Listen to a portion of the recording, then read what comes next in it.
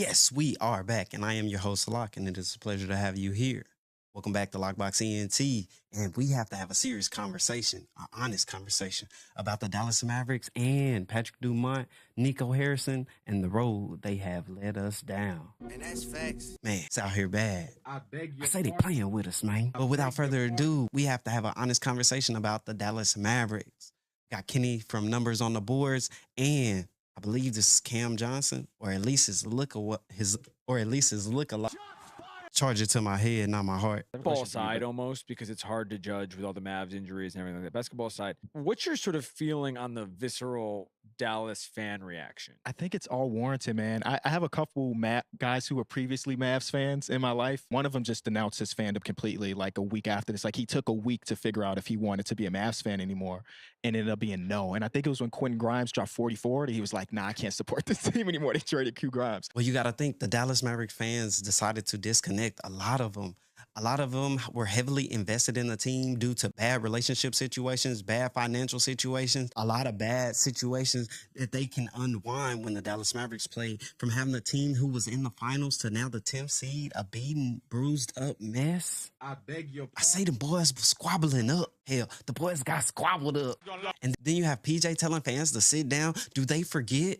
We are the ones that buy their jerseys. Make sure if you have a confrontation with a fan and you are getting paid to play basketball, there's no room for you to be annoyed. It comes with your paycheck. And that's facts. I'm cooking, man. I'm cooking. Hold on. I say it comes with your paycheck. So therefore, you put up with it because you have to remember the owners, they don't have to buy any of your merchandise. They don't have to buy your jersey. And then if you get shoes, they don't have to get your shoes. Us as supporters support you. So therefore, if you're not supporting the fans, or at least being quiet about what the fans got going on, as long as it's not breaking the law, I know you stood on business. But what happens when your business is no good? And that's facts. I beg your pardon.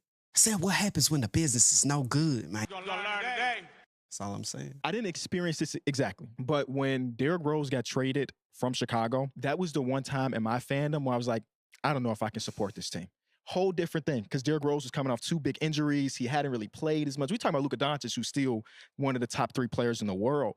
And I completely understand how they feel, because for us, sports is entertainment, obviously, but it's also like life in a way. I know it's your life because you literally playing it, but like for the fans, there's nothing more exciting than to see your favorite team be successful. And for them to be coming off a finals run and they make this dramatic of a change, I completely understand the protesting. I completely understand everything that they did. And I think it was all warranted, honestly. And it feels bad because Anthony Davis is one of the greatest players ever too.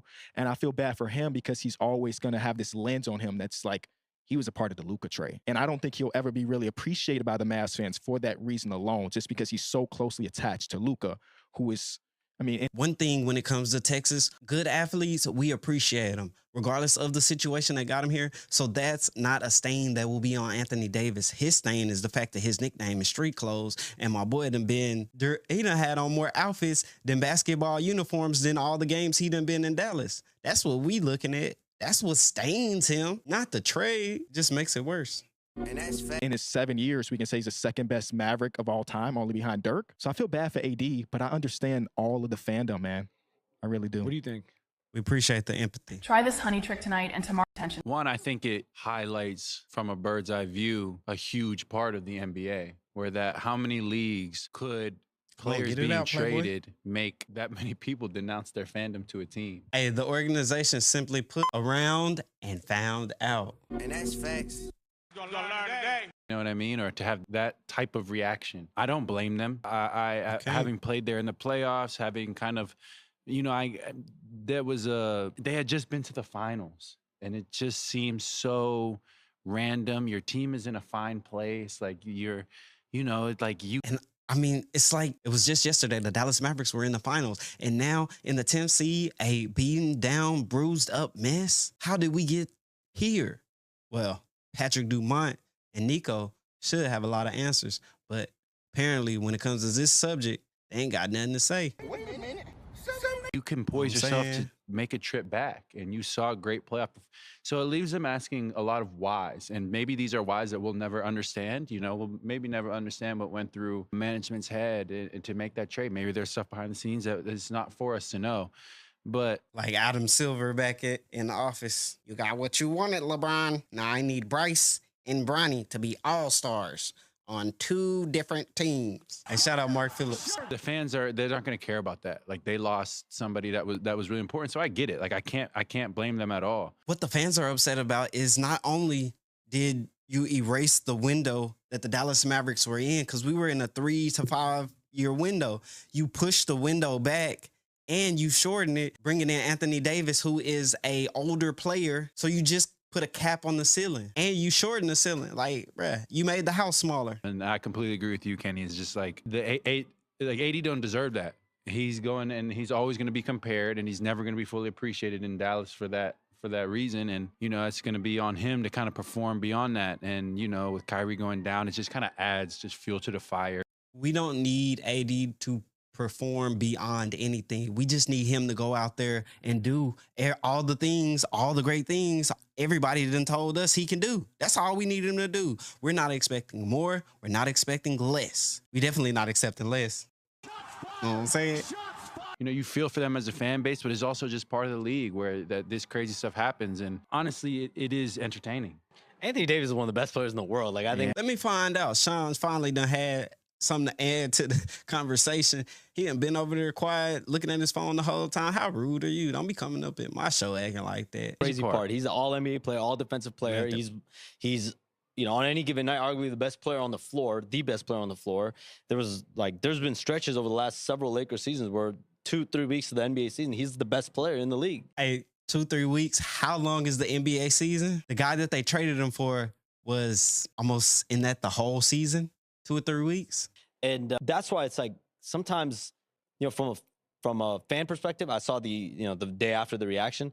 But then from a basketball perspective, you know, you could somewhat understand it, right? Like you have a big, you defense and things like that. But again, the Dallas. We already had bigs. We needed a shooting forward guard. And he done went out. Got Anthony Davis and traded the all-star player on your team. Like, does nobody understand that?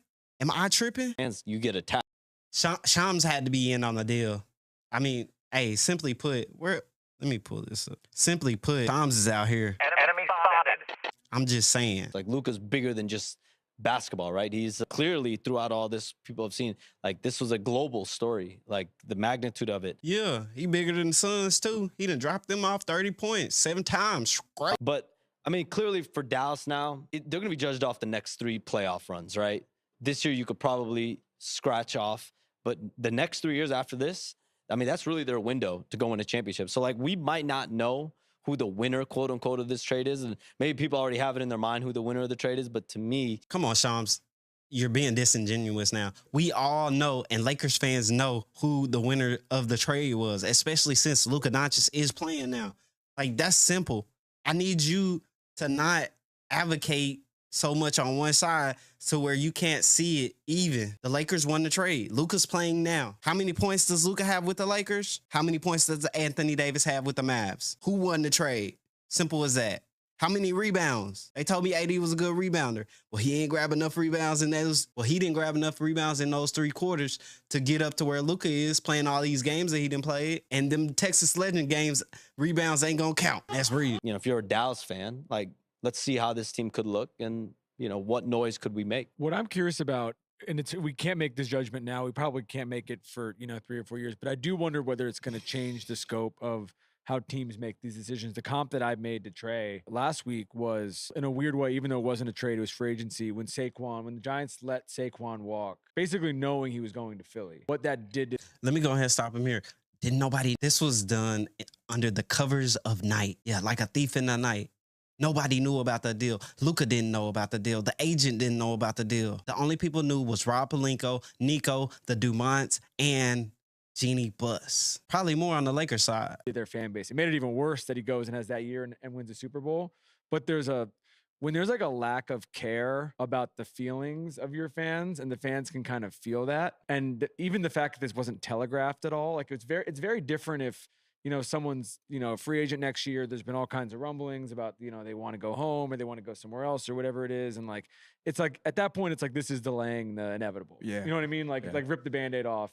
you know, some divorce happens, separation happens, blah, blah, blah. The organization for the Dallas Mavericks, they simply around and found out. Simple as that. And that's facts. But like when you basically, because I think the other, you know, thing that you mentioned, Kenny, is there's a financial component. You know, you look at people and they're like, we spent, you know, all of this emotional bandwidth. We also spent all this money supporting this team. And it's like, they don't care about us. Yeah. And then So they I'm just raise the curious if ticket teams, prices. They're still going to be doing season stuff like this all the time. ticket But if price they're going to holders. like have more of the thought in their back of the mind of like, oh, we can't just do whatever we want with no regard for our brand.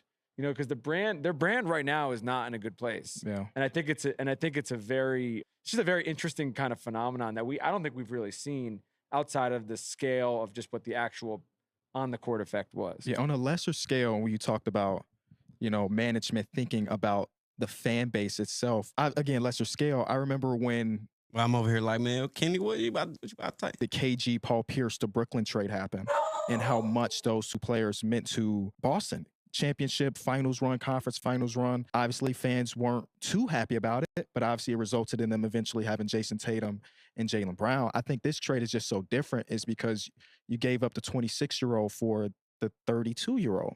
So, you know, you can convince your fans if you're Boston, like, hey, these draft picks in 4 years are going to be worth it. A lot of times they don't end up being worth it, but in that case it was.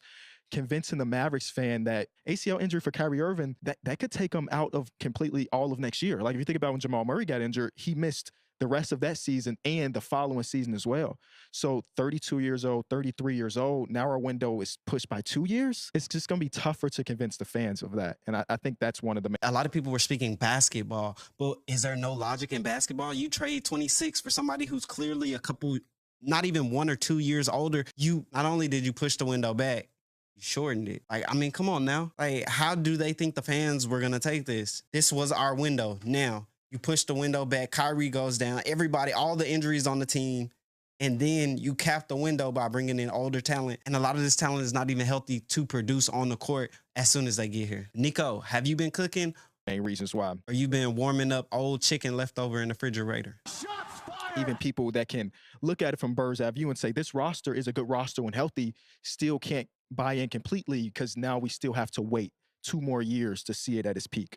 Yeah, I think the other side of that, like you said, is you trading younger for a little older, and it always seemed like Luka had some And you know how he tried to throw a little older, like it's 1 or 2 years? You know, player advocacy over here, man. much love for Dallas. Like he only outwardly showed that he loved the city and the fans loved him. And it was just like, it was one of those things that you thought like, oh, I guess he'd always be there. Like Yeah. what could, you know, what would be the situation that forces him out? That's a good point you make. It's just that like, that's where the confusion comes in. Where you have somebody 26 years old, like he has a lot of good basketball ahead of him. And it's just, that's very valid. All right. So what say you? An honest conversation about the Dallas Mavericks. Did the organization drop the ball? Anthony Davis, how do you think he's handling the transition, knowing that he was a part of the Luka Doncic trade? Nico and Dumont, are they capable of leading this team in a capable direction to get us to where we need to go? And also, what do you think about what I said? Did the Dallas Mavericks organization push our window back for a championship and cap it? Man, I need your help on this one. Drop your comments, takes, and thoughts in the comments section below. Hey, tap in so you can be back in. If you're here, because you want to be up to date on all the latest NBA news, rumors, trade, buzz, and that good old hot tea like this one. Till next time, we out. Holla. And that's facts.